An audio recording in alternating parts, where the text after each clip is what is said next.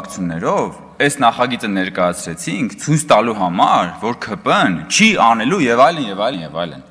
Այսինքն ի՞նչ է ասում ինքը։ Ասում է մենք ոչ թե այս նախագիծը ներկայացրել ենք, որպեսզի հասնենք նրան, որ էթիկայի վերաբերյալ հարցով լինի հանգուցալուծում, այսինքն իրենց նպատակը պոզիտիվ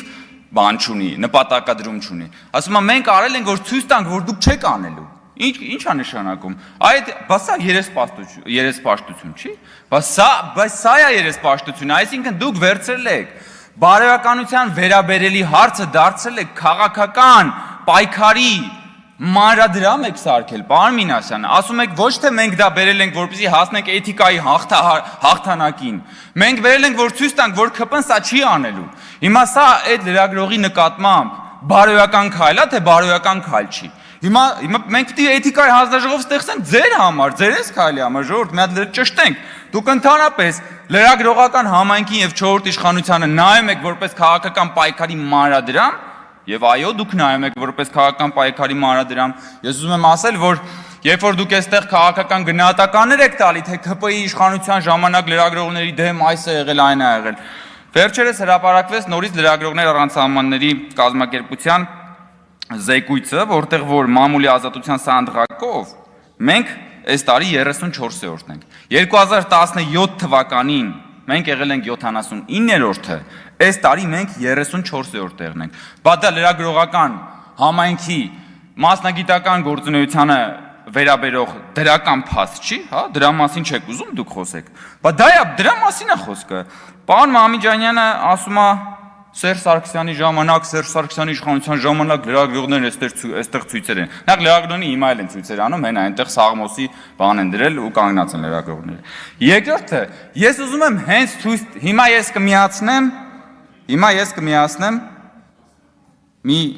տեսանյութ, ուրեմն այս տեսանյութը կա ինտերնետում կարող եք նայել։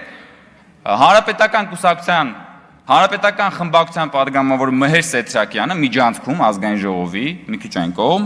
շփվում է լրագրողների հետ։ Սերժ Սարգսյանի օրոք են, որ ասում է լրագրողները այստեղ անում էին ցույցեր եւ այլն։ Հարցերին չենք պատասխանում։ Գրավոր ումը լսեցինք, որ ասում եք էս ինչ նախիր է։ Լրագրողն ասում է լսեցինք, որ ասեցիք, լրագրողներին ասեց, էս ինչ նախիր է։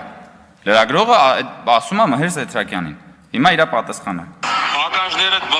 երևի լավ չի։ Դուք բան չեք ասել։ Մաքրեք մի հատ։ Ասում է ակաժներդ մաքրեք։ Նու չի ասում շրթերդ մաքրի, ասում է ակաժներդ մաքրեք, այնտեղ որևէ մեկը էթիկայի հանձնաժողով չի։ Տարենկոմ վերանացվի մցրա։ Վերանը չի ընտրել։ Այս տուն լսեցիք։ Ակաժները Այս տուն լսում եք։ Մի հատ խորացեք, պատկերացրեք ինչ է դրա տակ։ Տարենկոմ վերանացվի մցրա։ Վերանը չի ընտրել։ Սաղմոս է կարդում Մհեր Սեթրակյանը, պարոն Մամիջանյան, ձեր իշխանության ժամանակ, երևի Սաղմոս է, հա։ Հետո գնում է իր սենյակ, վերադառնում է, հլնայեք։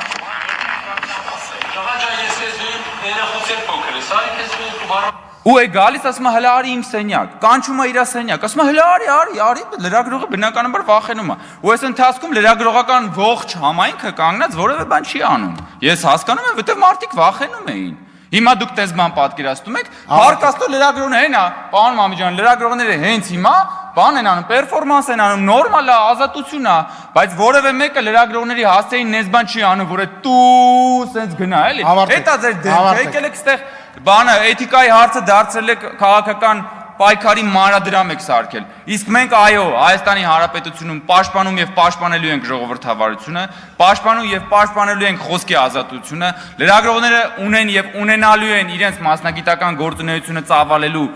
մաքսիմալ ազատություն եւ դրա վկայությունը ոչ թե ձեր, այլ միջազգային համապատասխան կառույցների տարեկան զեկույցներն են։ Մնացածը ընդհանրապես ձեր հերթական երեսպաշտության մարաթոնի մի փոքրիկ հատվածն է։ Շնորհակալություն։ Այժմ տեղի կունենա քվեարկություն։ Չունենք։ Հա? Շնորհակալ եմ Տիկին Թովմասյան օգնության համար։ Եզրափակիչ ելույթի համար ձայնը տրվում